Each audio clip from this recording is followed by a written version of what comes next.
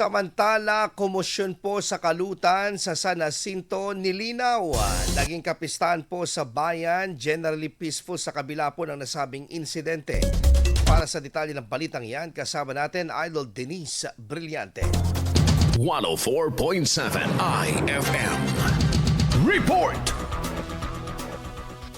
Nilinaw ng San Jacinto Municipal Police Station na hindi nakaapekto ang naganap na kumosyona sa gitna ng pagdiriwang ng kalutan at dalan sa San Jacinto, Pangasinan noong Abril 12, 2026 sa kanilang inisyal na pahayag na generally peaceful ang aktibidad. Matatanda ang umani ng sari-saring reaksyon mula sa netizens ang kaguluhan na kinasangkutan ng ilang individual habang idinaraos ang pista sa bayan. Ayon sa ulat ng pulisya, nag-ugat umano ang insidente sa isang maliit na hindi pagkakaunawaan na nauwi sa kaguluhan. Agad namang rumesponde ang mga kapulisan, katuwang ang mga force multipliers at naawat ang mga sangkota na kalaunan ay dinala sa himpilan. Nilinaw ng ahensya na sa kabila ng insidente nananatiling generally peaceful ang kabuang pagdaraos ng kalutan at dalan dahil natapos umano ang programa ayon sa planong inilatag ng lokal na pamahalaan. Ayon pa sa pulisyang, naganap na komosyon na isa lamang umanong isolated case at hindi nakaapekto sa kabuang pagdiriwang ng pista sa bayan. Kasama mo mula rito sa IFM News, dagupan nito si Idol Denise Brillante Tatak.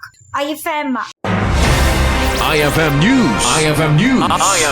IFM News.